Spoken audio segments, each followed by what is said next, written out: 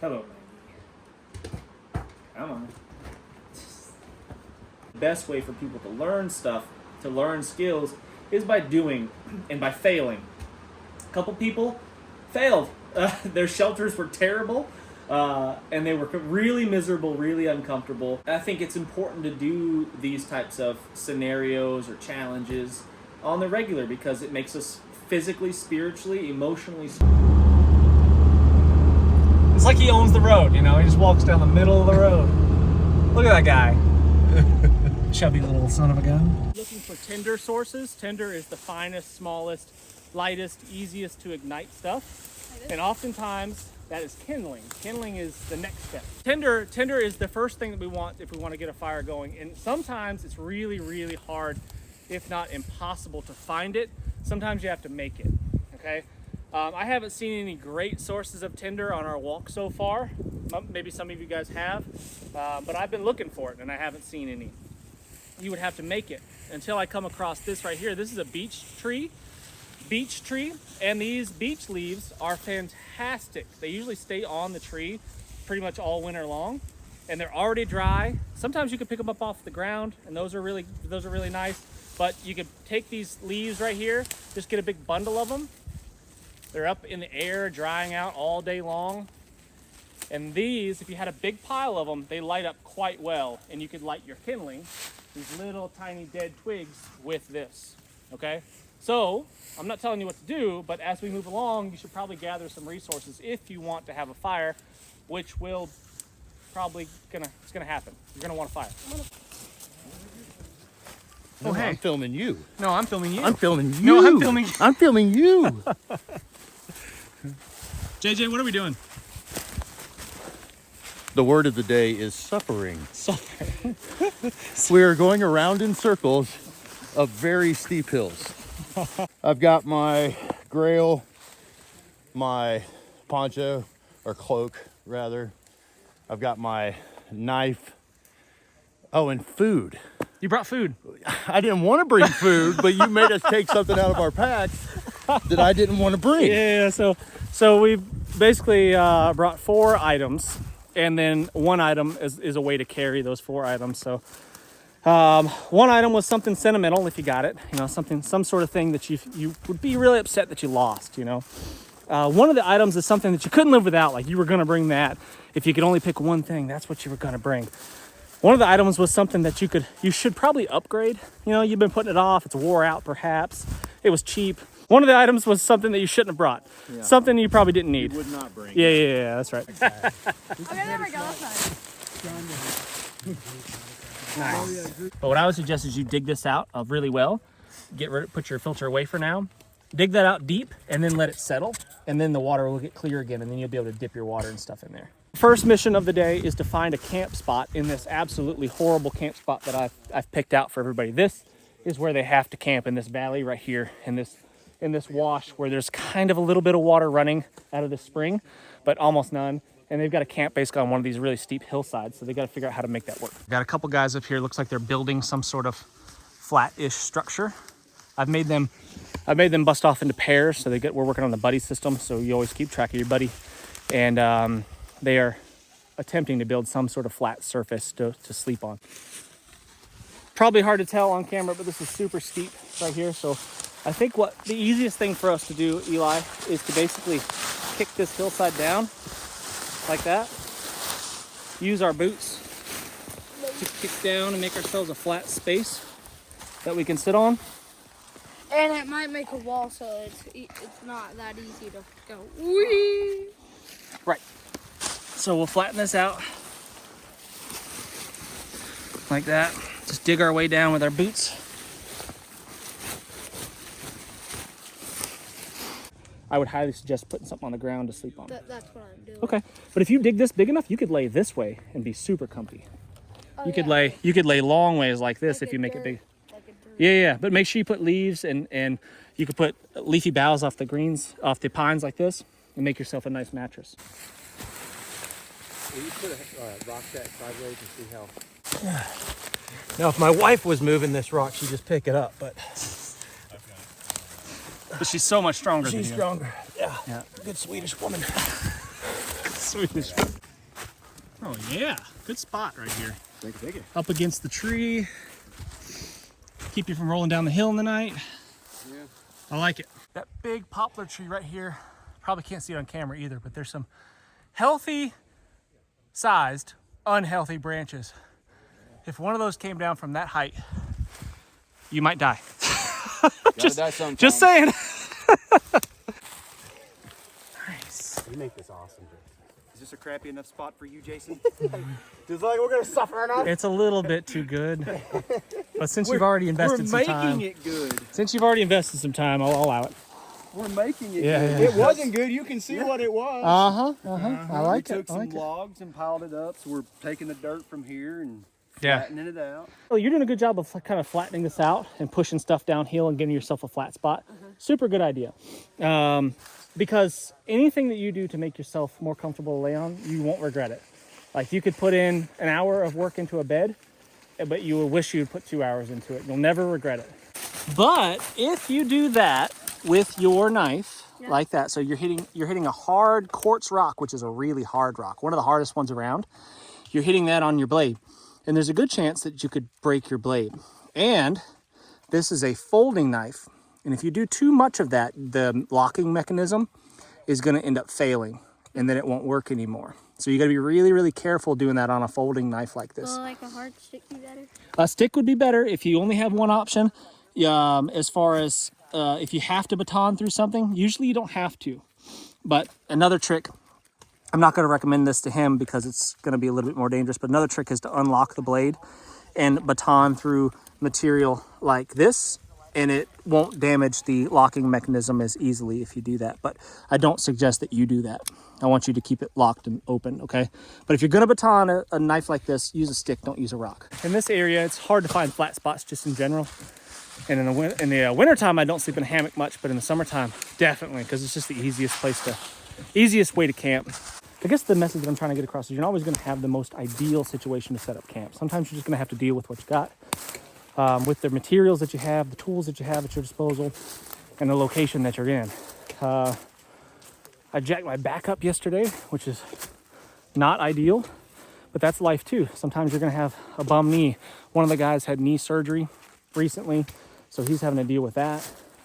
And that's just the way it's gonna be in real life, so why not train that way? This is tulip poplar bark right here. This is tulip poplar branch. And this is by far the best tinder material that's in our area. I don't know if you've seen that before, but this is some really, really good stuff. You take that apart and those hairy fibers right there. Make a little bird. Oh yeah, man, they light up so good. So you could strip that down and still use that log if you wanted to. Tell me what you're doing. Yeah, I got some pine boughs underneath, and now I'm overlaying it with leaves. Okay. And I've got the option to sit here for a while, keep my butt dry. Yeah. Then I can lay down uphill this way, and I'm gonna make a pillow right here, and this will keep me from rolling down the hill. And then I'm gonna make a gutter. Upstream here. Get at least 12 inches high, so it'll compress down to 4. Good call. That's what I'm looking for. All right. Emery, tell me, first of all, have you done anything like this before? Not in a survival situation. I've camped a lot. But, Sure. But nothing like this. Never like super minimal equipment and Absolutely you had what you not. wanted to camp. Yeah, I got my poncho. Yep. I got my fire starting kit Cool. and my first aid kit Yep. and my tarp. And your tarp. Yeah. What's that this was stuff my- here? Is this part of the first aid kit Yeah. stuff that came out of the first aid? That's good stuff, dude. Look what you got going on here. Touch the stick. That was the item that needs replaced because he said it doesn't have a The bag or or stakes anything, or a bag. the tent needs to be The replaced. tent is my item I need to replace. It doesn't, It's old, it's missing parts. but it's gonna hold up for one night. Well, Two yeah. of us, we'll see. We might come out and leave it here when we're done. Or it'll be full of water in the morning. It might be. You know? Yeah. It could be. That's the only problem with tents sometimes.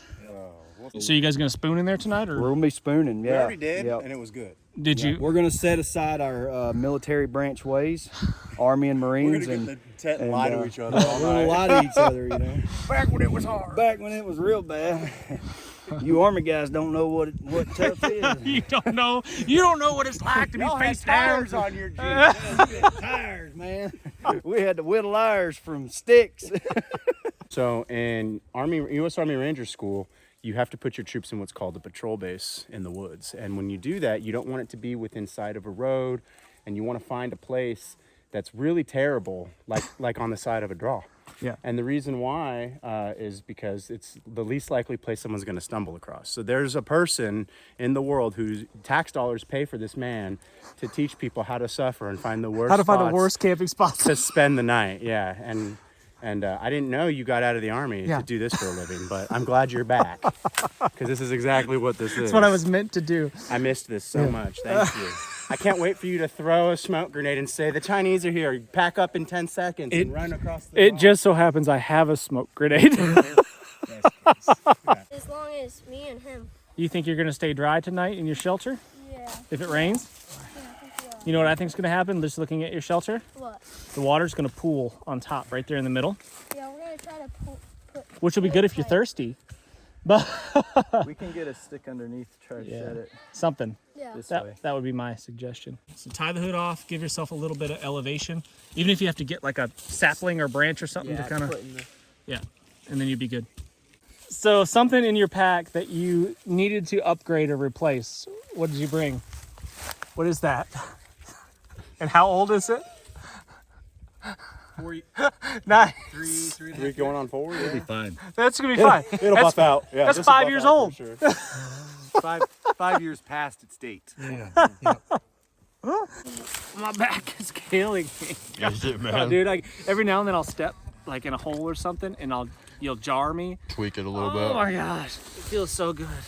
Anywho, what was I gonna say? Oh, so people are doing pretty well. I gave everybody an hour to set up shelters. Some people kind of know what they're doing. Some people have a game plan. Some people are just figuring it out for the first time. I'm giving hints and trying to help, but I'm not spoon feeding any information because I want people to struggle, because that's how you're going to learn.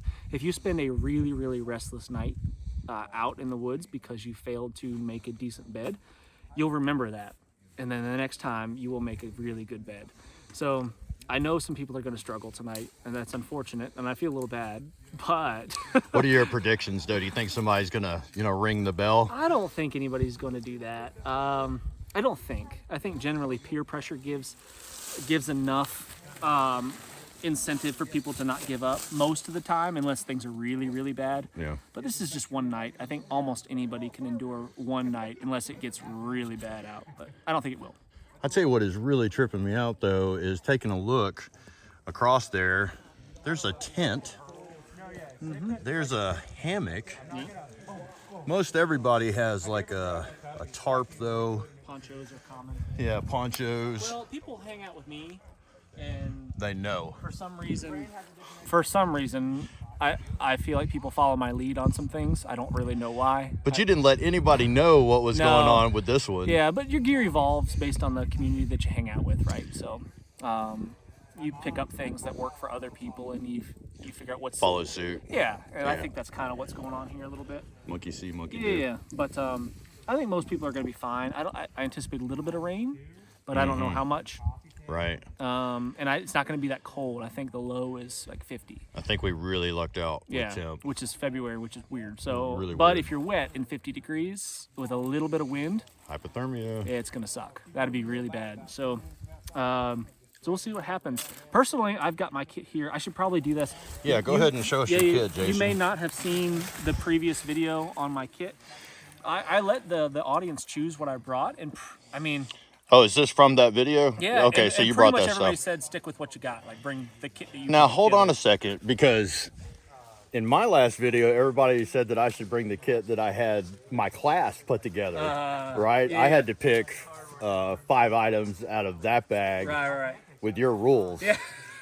Which, ironically, we were sitting there talking about it. Like, Yeah. Jason is going to do something based on that video, I Yeah, think. yeah. But this is what you came up with. So what did your audience who Yeah, watched so- that video come yeah, up so with? the audience selected stuff. I mean, I assembled my kit based on just on a whim kind of deal. Some sentimental things and things that I normally wouldn't carry, wouldn't use. Just thinking outside the box a little bit and doing something different. A wool blanket was the way that I'm going to carry my gear, and it's a super versatile item because I can just cover, even if it's raining and I've got no shelter whatsoever, I can cover up with this wool blanket, and it's going to insulate me at least to some degree. Not ideal, it's not waterproof, but it still insulates when it's wet, which is nice. So I thought that was going to be a cozy little thing that I decided to bring along, and then rolled up in here. I kind of don't even remember what I have in here. Oh, Yeah, I've got my metal pot, Stanley cook pot there, ready to rock so I can boil some water, make myself a tea kind of thing. I've got some twine.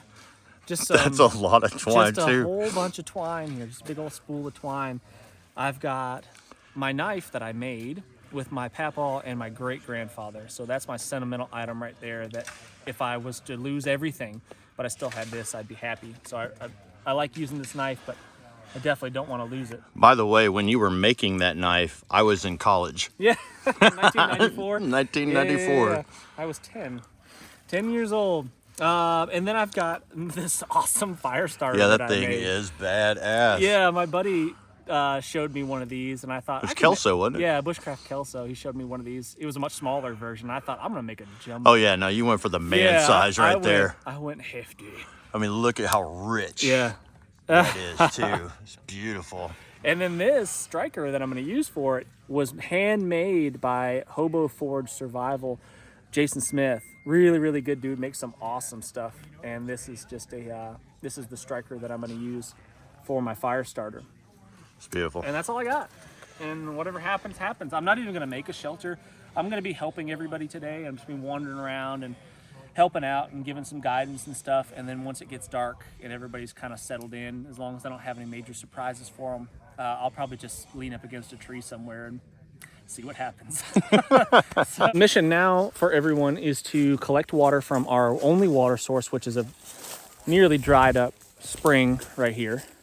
They're going to collect their water. They're going to attempt to boil their water, and they have to start the fire down there in the creek bottom. So we're digging out the spring right here. This is kind of where it comes out of the earth. We're going to dig this out, make it a little bit deeper so that you can dip your cups and stuff in there without getting sand and muck and stuff in the water. It's fine where the corner of the big rock is.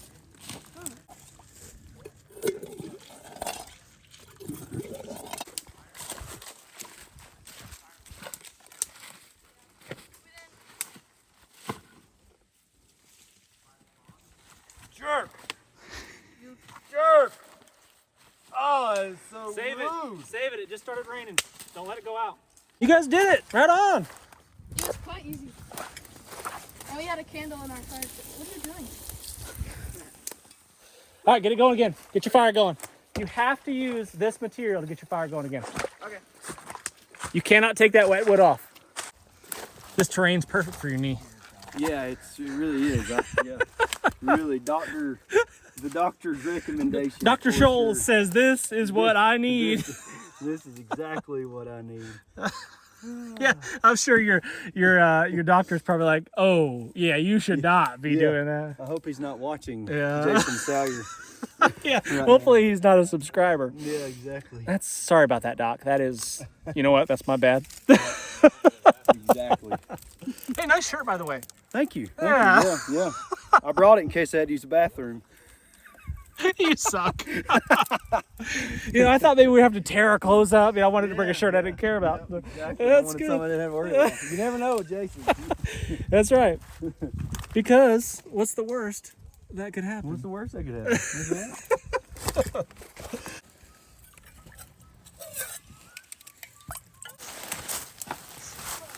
Nice.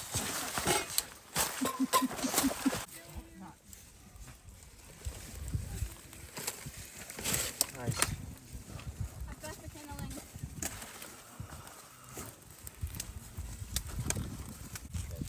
Nice, dude. I was telling them this is why it's important to set up your fire lay, do all your processing beforehand. And if we hadn't had this volume of wood to start with, we couldn't have got it started back up again. Yeah. I've challenged the guys and gals to figure out which way east is, due east, and they need to travel 200 meters east of here. So whoever gets the closest wins this challenge. They don't have any compasses. Nobody has a compass. Nobody can use their phone, none of that kind of stuff. So we've got to determine which way east is first and then try to get 200 meters from this location. Do you know which way east is? That way. Which way do you think east is? I'm still debating between these two. So somewhere in that direction. Give me a funnel. Which way do you think it is? You think that-ish. What about you? I don't know. I was of a different mindset. The sun popped out just a little bit, and you know, the wind is probably out of the south since we're on a warming trend right now. And I was kind of thinking more that direction. Okay. But I'm not saying you're wrong. I don't know. It's tough. It is hard to tell today. And you really can't rely too much on wind patterns because we're up in the mountains and there's so many funnels. Yep. Can bring the wind around. Yeah, the wind up there could be very different from Right. the wind that we're feeling right here. Absolutely. Yeah. And it could funnel up this draw here and everything and really Based on time of through you. day. Yeah. Absolutely. Yep. So I don't know that I would really have a good answer. I think east is that way. Why? Just based on the sun. I've been watching the sun since we got here. Made everybody close their eyes and everybody pointed in the direction they thought was east. And then you should have seen the scramblingness. Everybody was pointing in opposite directions. Nobody was pointing in the exact same direction. So we'll see how close they get as far as distance goes. East to west. So just remember that the sun's always in the wintertime, northern hemisphere, slightly to the south. One thing that I've used too is, like, for instance, if you turn your head, you can only turn your head as far one way. Okay. So for example, if it's around noonish, I know for a fact, if I'm looking dead at the sun and I turn my body as far as I can to where I can just see it out of the right side of my eye, well, that's east. Has to be. I only have 3 though. So Eli's steaks are chunky and fat and they don't go in the ground really well. The ground's kind of hard right here, so we need to make some smaller, thinner ones. Watch, I'm gonna bend this over, right? And I'm gonna push right here where the fibers are stressed. And I got right through it. So there's already half of a steak made right there. And I wanna make them a little bit longer so I have something to hold on to. If they're these little tiny little short stubby things, I can't stick them in the ground very good. So I want something I can hold on to. So I'm gonna make it at least that long right there. So I'll just beaver chew around it with my knife. I have a machete that you can just cut it off Yeah, you can do it with a machete, or just do that right there. So there is one really good steak right there, ready to go. All right, so that's one way to do it, bud. But it's not very accurate and you're making a mess and you're hacking into a tree. I'm working with a big blade like this one, bud. And I want to make a small little thing. What I'll do sometimes is I'll just put this on the ground, maybe up against my leg like that, against my knee, and then I'll pull the stick. Instead of pushing the blade or trying to hack at it or whatever, because it's big and unwieldy, I'll use it stationary and I'll pull the stick. And now I've got myself a steak. So you can use a big blade and do really small little chores with it as long as you know what you're doing. If you're worried about the cordage slipping off the top of your steak like that, if you stick your steak in a steeper angle, it's less likely to do that. But if you're still worried about it for some reason, you just make a loop. So you take it like this, you double it over like that, and now you've got this little loop. You stick over your steak, pull it tight, and that will not come off until you're ready for it. Maybe move that one up the hill in that way a little bit. Let's say you came across me. I am the injured guy that you found in the woods. Maybe you know me, maybe you don't know me. Doesn't really matter. You came across me. I have fallen out of my deer stand right there. I was 15, 20 feet up there. I've fallen out of that stand, so it appears. I'm on the ground, I'm conscious, I'm coherent to some degree. I'm in lots and lots of pain. Everything seems to hurt. I can't really move because everything hurts when I do so. I can't turn my head. I can feel my fingers and my toes. I'm not paralyzed or anything like that, but you suspect that I've probably got some sort of spinal issue because I can't move my head without tremendous amounts of pain. To top it off, I've also fallen on a sharp, pokey stick that was wedged on the ground like this in the ground, and it has impaled my leg and gone through my leg and is now stuck in me like this, still attached to the ground. Imagine this is a stump still attached into the ground. Through my leg, on the ground. Neck hurts really badly. I'm moaning, lots of pain, possibly screaming, a little bit of crying. Okay. And that I joke about with our buddies, we had this ongoing joke about, you know, you gotta, rabbit starvation is a thing. So if you wait till human beings are starving, there's no body fat left on them. And if you eat a very lean individual, you'll still starve. So what you gotta do is decide who you're gonna eat immediately and just go ahead and ration them out. You know what I mean? Make it last.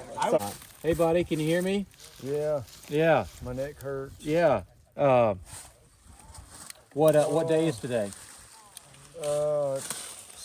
Saturday. Saturday. You start cutting that bleeding stop. Get that off. Side of his head. don't cut his giblets.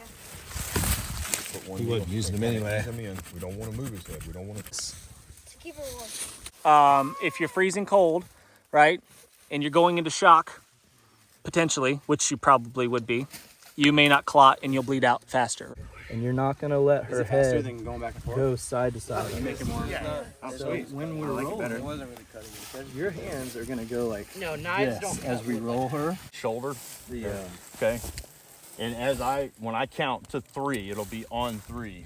1, 2, 3, and we will pull. So just to be clear, to settle the lifelong debate, it's 1, 2, 3, go, Yes. not 1, 2, We just go. Yes, we did. Okay. That's what I said. 1, 2, 3, go. It is and has always been 1, 2, 3, go. Just so we know. 1, 2, 3, go. Good. People that are going to be trying to do one motion. You hear me? There's 4 people trying to do one thing, and that doesn't work if not one person is in charge. So For the sticks, they're broken. All right, on 3 down. 1, 2, 3. Yep.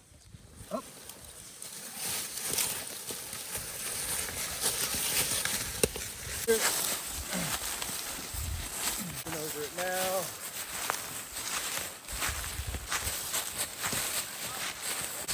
got your hat, you're good. Keep going. And it's a miracle all your injuries are healed. I feel better. Somebody's got to take charge, because if nobody takes charge, you're going to be standing around pointing at each other. 2 of you are going to be doing the same redundant thing that doesn't matter. 3 people are going to be standing around doing literally nothing, while meanwhile, a person on the ground is bleeding and or dying. This is what we are doing. Make that happen right now. Someone's got to do it, because you're going to get a whole lot of looky-loos that don't know what's going on. That happens every single time in every disaster car crash I've ever seen. A lot of people standing around like just looking and poking. So take charge, do things. Even if it's the wrong decision, like even if it's the wrong decision, you still have to make any decision at all is better than no decision. We were heading south on vacation one time, and a truck had rear-ended another vehicle, and the guy was going up there, and while they're checking, he was complaining about his neck and his back hurting. But while the guy is looking, because I had just pulled up and I got out to come help, and the guy was asking him about, and he's like, my neck is hurting, and he's like, well, keep your neck still. At that point in time, fire broke out underneath the hood of the vehicle, and I mean, it was just coming out. Screw his neck.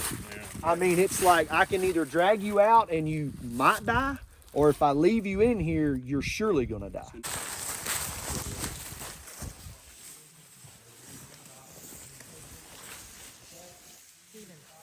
And then now they're like, oh, there's no doubt that this was actually picking up every bit of information from everything I was writing.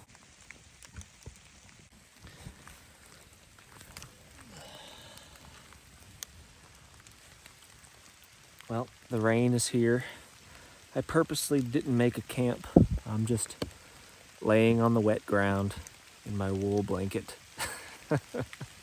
Luckily it's not that cold out, but it is wet. It's raining pretty steady now, which is nice. But I'm just gonna lay here in the mud and enjoy what's left of this little fire and see how it goes. It is almost 6 a.m. It has been raining all night long. And I've just been wrapped up in this wool blanket, hoping for the best. And I've actually been okay. I've only had a couple spells where I've been shivering, but I wrapped up and kind of made myself into a pop tent, kind of squatted down, leaned up against the tree, and that seemed to be the best. And I've stayed fairly warm. I guess it's 50 degrees, maybe, just super, super wet, high humidity and everything. But it's about 6 a.m. I think people are going to start wanting to get up and get moving pretty soon. I know I am. So I'm going to wander around. My battery on my phone's about to die. I'll do a recap in the daylight here once I, get back into shapes here. Anyway, see you in a few.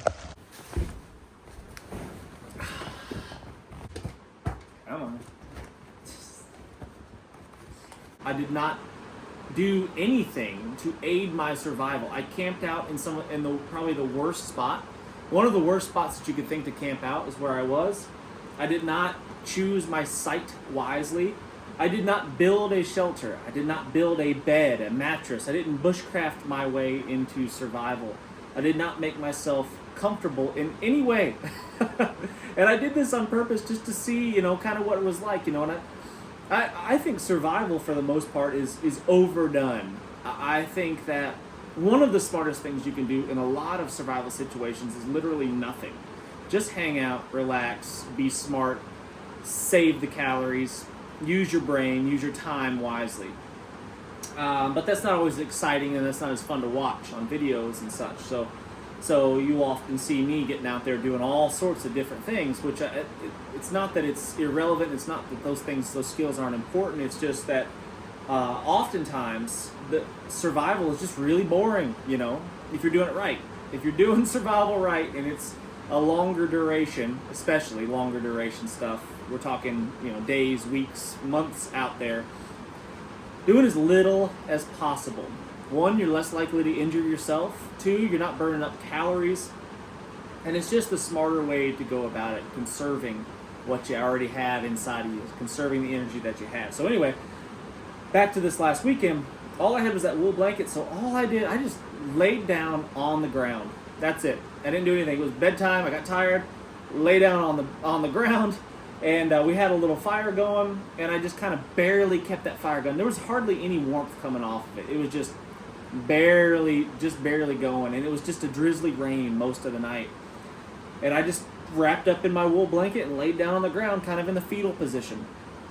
And somewhere towards around, I'd say like 3 a.m. maybe, give or take, it started to rain, kind of like it is right now. It was coming down, and I was just in my wool blanket, and I thought, oh man, I'm gonna get soaked. I am going to be so wet, and I'm going to get cold, because I was already a little chilly, a little bit of shivers going on, and I'm laying on the wet ground. But that wool blanket, I tell you what, it was amazing. I ended up getting off of the ground because it just started turning into a puddle where I had kind of wallered out a spot. That depression started collecting water, and that wasn't helpful. And so what I did was I went over and I sat against a tree, leaned up against a tree, and then in kind of a squatting position. For the most part, wrapped that wool blanket around and made myself into like a little tent.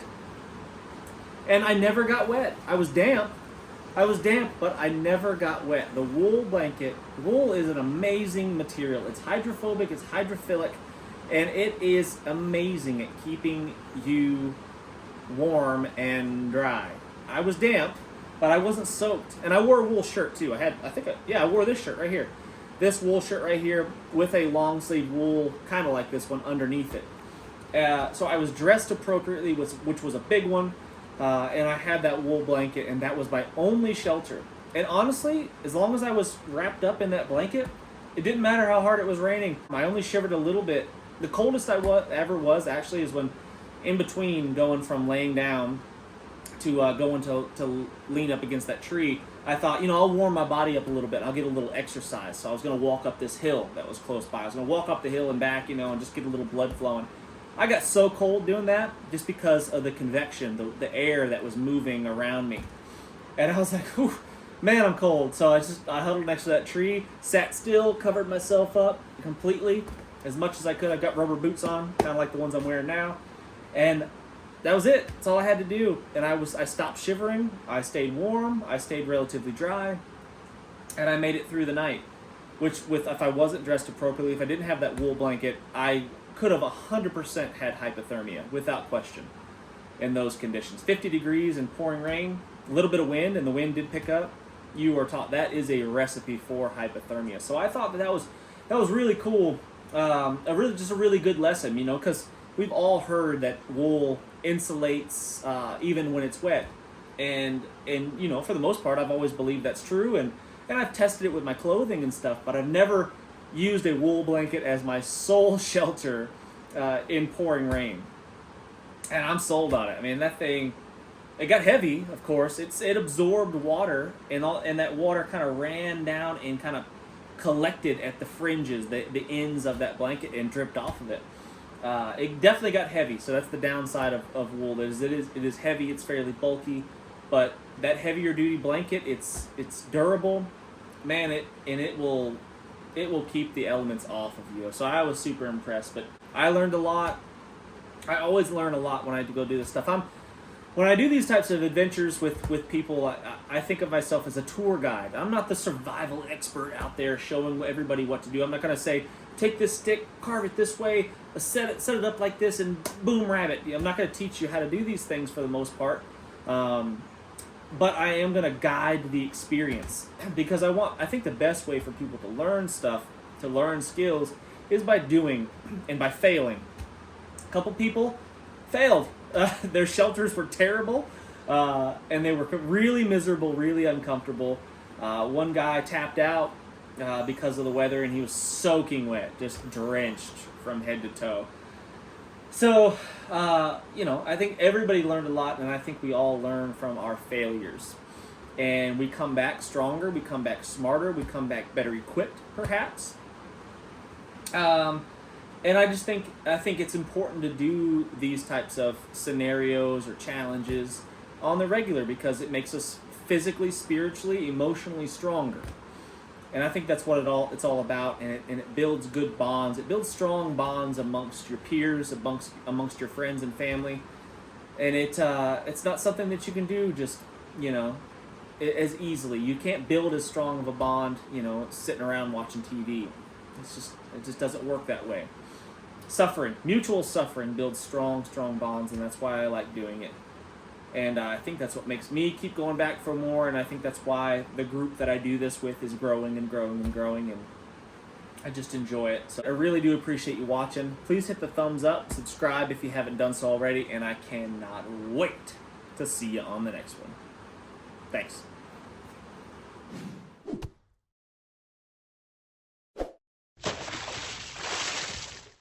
I'm Jason Salyer with Survival Dispatch. As a Survival Dispatch insider, you'll be able to gain the knowledge, the skills, and equipment necessary to protect your family when it really, really matters. They'll provide crucial information on such things as stockpiling food, medical necessities, communication plans. You will receive specific, actionable plans. You can deliver proven techniques to help you get home, shelter in place, or bug out safe.